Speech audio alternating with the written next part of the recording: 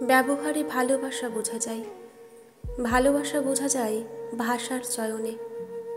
রাগের মাথাতেও পারস্পরিক সম্মান বজায় রাখায়। ভালোবাসা বোঝা যায় ছোট ছোট বিষয়ের প্রতি মনোযোগ প্রদানে, যত্নে, খেয়াল রাখায়। ভালোবাসা বোঝা যায় জড়িয়ে ধরার ধরনে। দেখা হলে চোখের ভিতর আনন্দের তীর তীরে নদী বয়ে যাওয়াই, ঝড় জল বিপদে পাশে থেকে যাওয়াই। সকালবেলা ঘুম থেকে উঠে আধখোলা চোখে ফোন হাতড়ে ঘুম জড়ানো গলায় গুড মর্নিংয়ে।